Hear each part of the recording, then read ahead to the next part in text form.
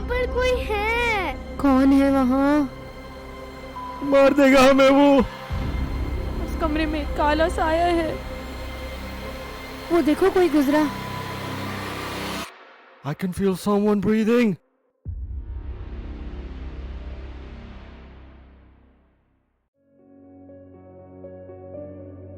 अस्सलाम वालेकुम and welcome to the channel.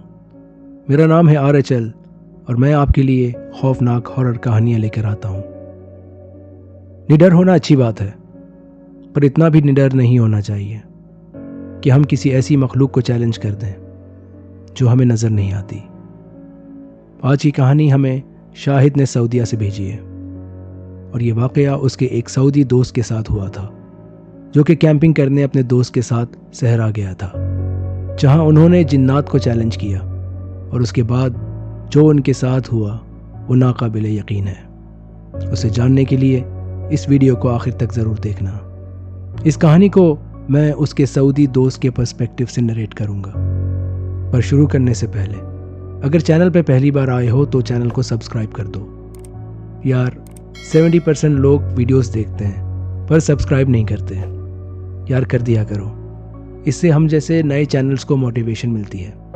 हमें आपकी सपोर्ट की ज़रूरत होती है, तो सपोर्ट कर दिया करो यार। तो सब्सक्राइब ज़रूर कर देना और कमेंट्स भी ज़रूर करना। बहुत खुशी होती है कि आप लोग कनेक्ट रहते हो। चलो आज की कहानी शुरू करते हैं। मेरा नाम अबू बकर है और मैं जद्दा सऊदी अरेबिया में रहता हूँ। वैसे तो मेरा ताल्लुक़ सऊदीया के एक विलेज ज़हाबान से है, जो कि मक्का के एरिया में आता है, पर जद्दा से करीब है। मेरा बचपन इसी जगह गुजरा, ज़हाबान में, और हर लोकल सऊदी की तरह मुझे भी सहरा में कैंपिंग, सफारी वगैरह का बहुत शौक़ था।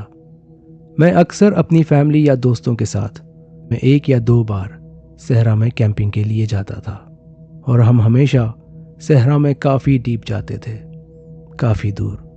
पर 2 साल पहले मेरे साथ एक ऐसा खौफनाक वाक़या हुआ जिसके असरात आज भी मुझ पे हैं और मैं उन भयानक वाक़यात को नहीं भुला सका। 2 साल पहले हम ज़हाबान से 45 मिनट दूर सहरा में एक जगह है, वहाँ गए थे। और मैं यहाँ पहली बार नहीं गया था, बल्कि अक्सर जाता रहता था। पर इस बार मैं उन दोस्तों के साथ गया था जिन्हें कैंपिंग के बारे में कुछ नहीं पता था। वो पहली बार कैंपिंग पे जा रहे थे। मुझे और मेरे भाई को मिलाकर हम 12 लोग थे। हर कोई मेरे और मेरे भाई पर कैंप बनाने, आग जलाने, गाड़ी के टायर्स की हवा को कम और ज़्यादा करने और इस तरह की हर चीज़ के लिए इन्हिसार कर रहा था। हमने एक दिन पहले ही सारे इंतज़ाम शुरू कर दिए। दोस्तों को खाने पीने के इंतज़ाम दिए और कैंपिंग के लिए मैंने और मेरे भाई ने सामान अरेंज किया। दोस्त काफ़ी एक्साइटेड थे और कैंपिंग के बारे में उनके सवालात ख़त्म ही नहीं हो रहे थे। तो मैं उनको छेड़ता था कि वहाँ जिन्नात होते हैं, मैं तुम्हें उनसे मिलवाऊंगा, मेरी काफ़ी जान पहचान है। उनको भी पता था कि मैं मजाक कर रहा हूँ, तो वो सब बढ़ बढ़ के कहते थे कि हमें नहीं डराओ, हम डरते वरते नहीं हैं। अगले रोज़ हम सब शाम 4 बजे सहरा के लिए निकल गए। हम 3 गाड़ियों में थे और तीनों गाड़ियाँ 4 व्हील ड्राइव थीं। कार्स को मैं ही लीड कर रहा था क्योंकि मुझे इस जगह का रास्ता रटा हुआ था। मैं कई बार गया था यहाँ। 35 मिनट बाद हम उस रोड पे आ गए जहाँ सहरा का रास्ता था। रोड से हम सहरा के लिए मुड़ गए और 30 मिनट की ड्राइव करके शाम 5 बजे अपने स्पॉट पे पहुँच गए। मैं अपनी क्वाड बाइक भी लेकर गया था, तो हम सब ने उस पर खूब इंजॉय किया। ये स्पॉट ऐसा था कि चारों तरफ रेत ही रेत और कई जगह पे छोटी छोटी झाड़ियाँ जो सहरा में होती हैं वो थीं। थोड़े आगे जाकर पहाड़ थे जहाँ हमारा हाइकिंग का इरादा था। हमने कहवा पिया और पहाड़ों की तरफ सनसेट एंजॉय करने चले गए। हम एक ऐसे पहाड़ पे चढ़े जहाँ से सनसेट का व्यू बहुत अच्छा था। ये पहाड़ हमारी कैंप साइट से 10 से 12 मिनट दूर था। हमने सनसेट के बाद वहीं पे मगरिब की जमात करवाई और नमाज पढ़ी। अब अंधेरा फैल रहा था तो हम पहाड़ से नीचे उतरने लगे। तो एक दोस्त कहने लगा कि तुमने अभी तक जिन्नात से नहीं मिलवाया, कहाँ हैं? आवाज़ लगा उन्हें और पहाड़ से उतरते हुए चीखने लगा कि कहाँ हो, आओ मुझसे मिलो, तुम्हारा दोस्त अबू बकर आया है। मैं बस मुस्कुराता रहा क्योंकि मैं इतनी बार यहाँ आया था, पर मुझे आज तक कुछ नहीं नज़र आया यहाँ। हम वहाँ से निकल गए और वापस अपनी गाड़ियों की तरफ अपने कैंप साइट पे आ गए। आग जलाई, कैंप लगाया और लाइट्स फिक्स की और बारबेक्यू की प्रिपरेशन की। हमने बारबेक्यू खाया और फिर चिल करने लगे और पूरी रात पत्ते खेलना शुरू कर दिए। टाइम बहुत जल्दी गुजर गया और रात के 2 हो चुके थे। मैंने नोट किया कि उस रात चांद नहीं था, तो नेचुरली काफ़ी अंधेरा था। तो मैंने सोचा कि अपने दोस्तों को सरप्राइज़ करता हूँ और लाइट्स ऑफ कर देता हूँ ताकि एक हॉरर एटमॉस्फेयर बन जाए और उनको डराऊं। मैंने लाइट्स ऑफ कर दी तो गुप अंधेरा हो गया। वैसे भी जब एकदम लाइट्स ऑफ होती हैं तो आंखों को अंधेरे में एडजस्ट करने में टाइम लगता है। लाइट्स ऑफ करके मैं चीखने लगा कि मैं यहाँ हूँ, आओ मेरे पास। तुम्हें बहुत शौक था मुझसे मिलने का। और हम सब एक दूसरे पे गिरने लगे और मस्तियाँ करने लगे। हम रेत पे गिर गए और जब उस अंधेरी रात में हमने आसमान को देखा तो एक बहुत खूबसूरत नज़ारा लगा हमें। आसमान पे सितारे और साफ आसमान। हम कहने लगे कि अल्लाह ताला ने कैसी खूबसूरत चीज़ें बनाई हैं। इस अंधेरे में भी एक खूबसूरती है, आसमान को देखो। अब इस बात को 1 मिनट ही हुआ होगा कि हमने एक ज़ोरदार चीख सुनी और वो उसी पहाड़ से आई थी जहां हमने हाइकिंग की थी। वो एक औरत की चीख थी और बहुत ज़ोरदार थी, जैसे उसके फेफड़े बाहर आ गए हों। हम एक दूसरे को कन्फ्यूजन में देखने लगे और मैं ऐसे देखने लगा जैसे कह रहा हूँ कि कसम से ये मैं नहीं था। हम में से कुछ दोस्त बहुत डर गए थे, तो मैंने हमारी 3 लाइट्स में से एक लाइट को ऑन कर दिया। अब हम 5 दोस्तों ने डिसाइड किया कि जाके देख के आते हैं कि अंधेरे में ये आवाज़ कहाँ से आई थी। ये अच्छा आइडिया नहीं था, पर क्यूरियोसिटी ऐसी ही होती है और जब इंसान को पता हो कि हम ज़्यादा हैं तो थोड़ी हिम्मत हो ही जाती है। हम 5 दोस्त उसी तरफ जाने लगे जहाँ वो पहाड़ था और जहाँ से आवाज़ आई थी।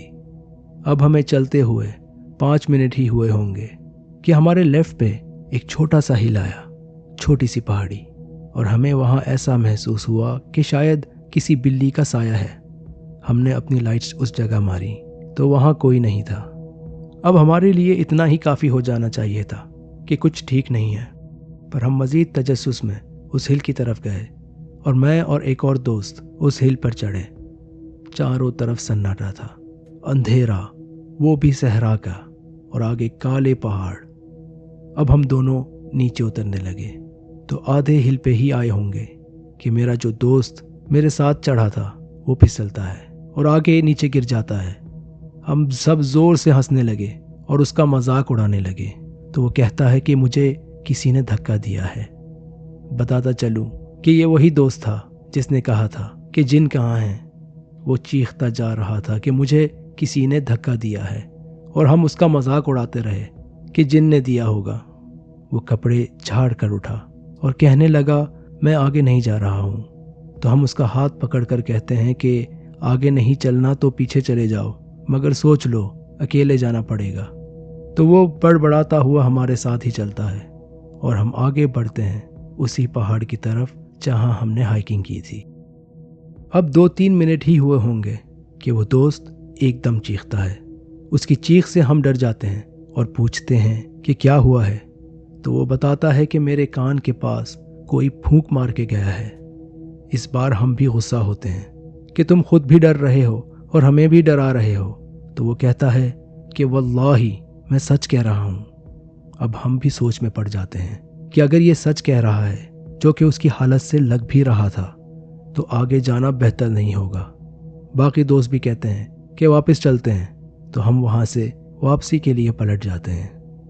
हम दोबारा उसी एग्जैक्ट रूट पे वापस मुड़ते हैं जहाँ से हम आए थे।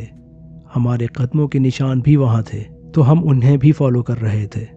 पर हमें अब की बार चलते चलते 20 मिनट्स हो गए, पर हम कैंप की साइड पे नहीं पहुँच पा रहे थे और ना ही हमें वो नज़र आ रही थी।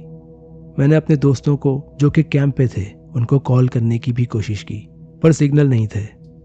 हम पीछे मुड़ के देखते हैं तो हमें वो पहाड़ जहाँ हमने हाइकिंग की थी वहीं का वहीं नज़र आया।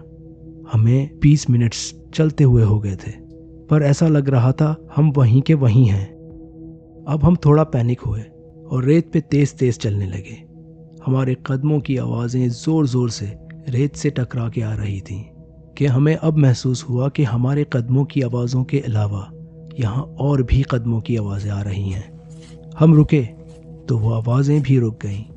हम फिर चलने लगे तो उन कदमों की आवाज़ें फिर से आने लगीं। हम 5 थे पर कदमों की आवाज़ें 10 से 12 लोगों की थी। हमने अपनी रफ्तार और तेज़ कर दी मगर रेत पे ज़्यादा तेज़ चलना मुमकिन नहीं था। हम मज़ीद 10 मिनट चले होंगे और अब भौखलाहट की कैफियत शुरू हो गई क्योंकि हम बुरी तरह डिसोरिएंट हो गए थे।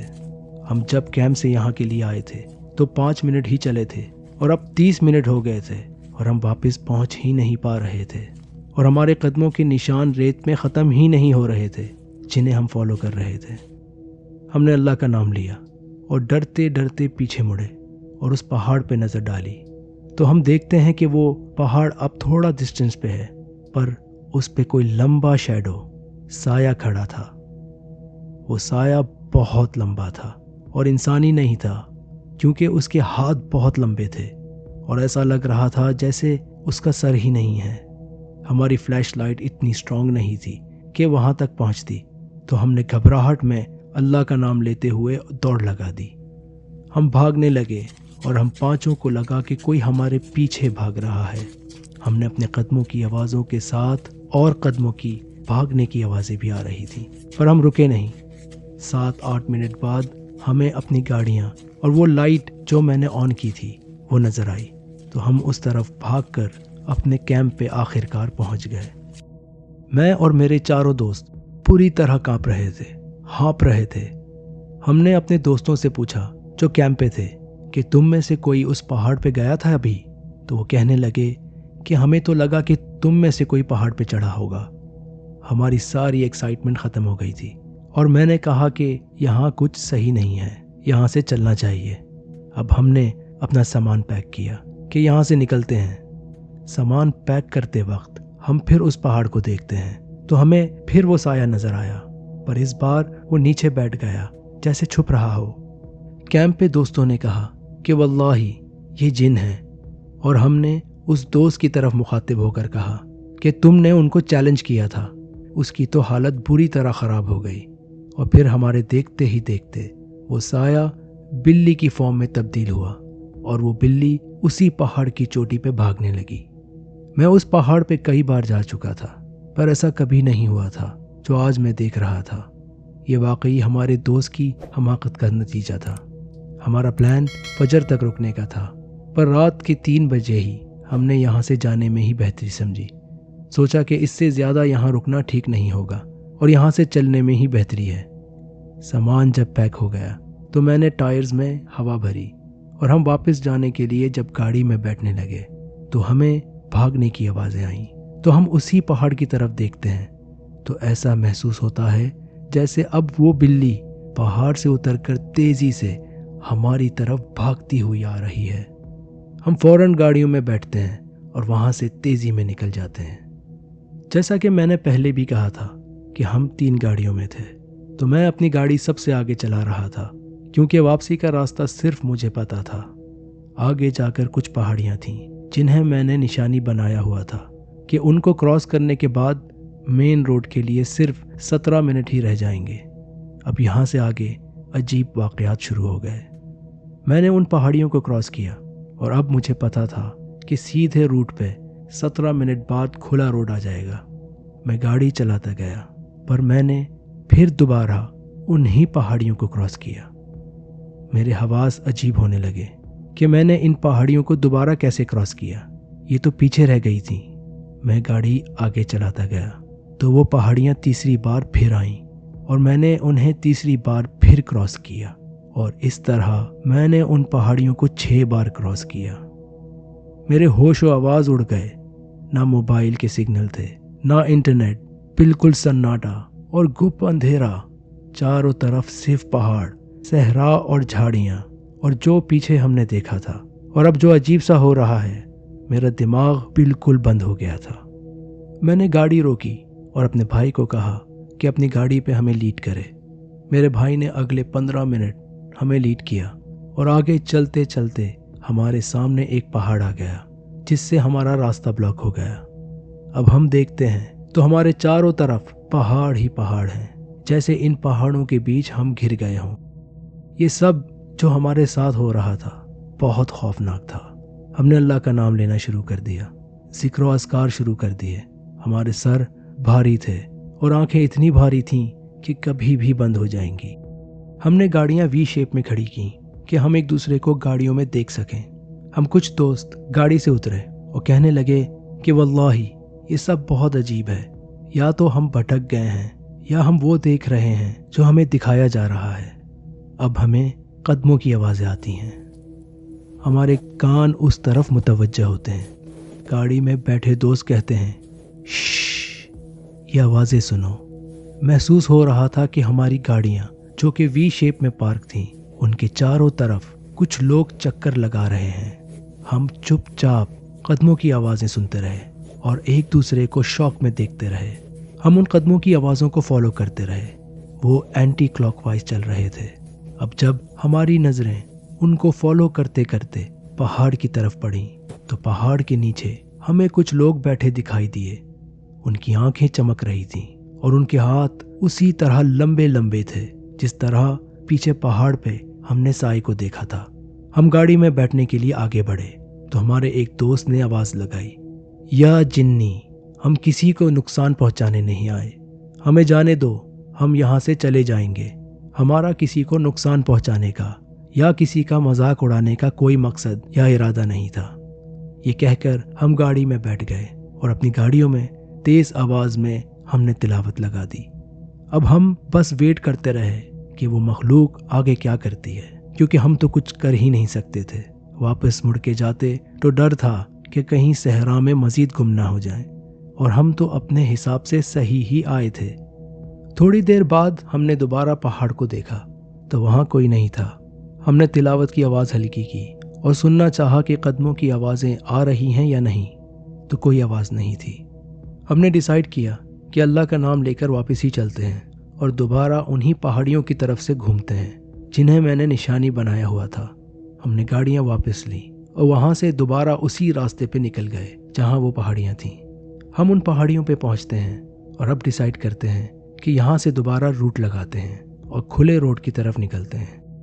फजर का वक्त हो चुका था तो सोचा फजर पढ़ के ही निकलते हैं, वरना जाते जाते फजर कज़ा हो जाएगी। हमने पानी की बोतल से वज़ू किया और फजर की जमात कराई।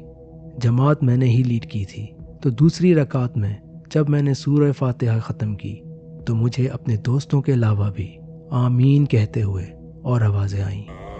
मेरे अंदर एक झुरझुरी सी आ गई, पर हिम्मत करके मैंने जमात ख़त्म कराई और इशारे से अपने दोस्तों से पूछा, तुमने भी सुना था?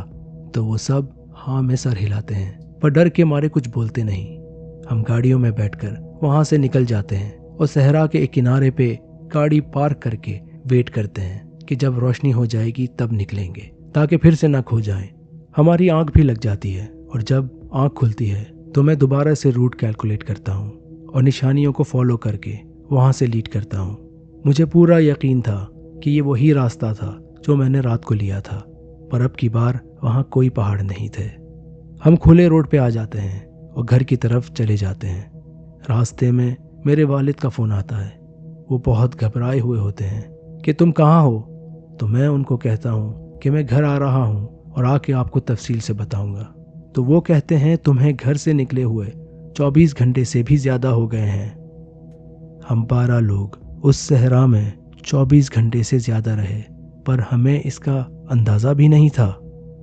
वापस आके हमने जब ये वाक़या लोगों को बताया तो हमने सिर्फ 2 बातें ही सुनी कि तुम लोग नमाज नहीं पढ़ते होगे या जिन्नातों में फंस गए होगे, पर हमें किसी बात का कोई सही जवाब नहीं मिल सका। मैंने ये ज़रूर पढ़ा कि लोग जब सिविलाइजेशन से दूर जाते हैं तो उनको वक्त का अंदाज़ा नहीं रहता, पर हम बहुत ज़्यादा अंदर नहीं रहे थे और ना ही ज़्यादा देर के लिए घूमे थे। मैंने एक दीनी शेख से भी इस बारे में बात की तो वो सिर्फ ये बता सके कि तुम वही देख रहे थे जो तुम्हें वो जिन्नात दिखाना चाह रहे थे। उनकी कोई हकीकत नहीं थी, सिर्फ इल्यूजन्स थे। पर हम 24 घंटे के लिए वहाँ थे, इसका जवाब मुझे आज तक किसी ने नहीं दिया। क्या हम एक दिन से ज़्यादा सो गए थे? बस इस बात को उसके बाद मैंने ज़्यादा खोजने की कोशिश नहीं की, क्योंकि इन मामलात को दबा देना ही ज़्यादा बेहतर होता है। आपका क्या कहना है इस कहानी के बारे में? वो 24 घंटे वहाँ कैसे रहे? मुझे कमेंट्स में ज़रूर बताना। स्टोरी को लाइक करके शेयर कर देना और चैनल को भी सब्सक्राइब कर देना। और अगर आपके पास भी कोई खौफनाक वाक़या है जो आप शेयर करना चाहते हो तो मुझे ईमेल करके सेंड कर दो, मैं उसे अपने चैनल पे शेयर कर दूंगा। अब मिलता हूँ अगली इंटरेस्टिंग हॉरर स्टोरी में। फिर मिलते हैं।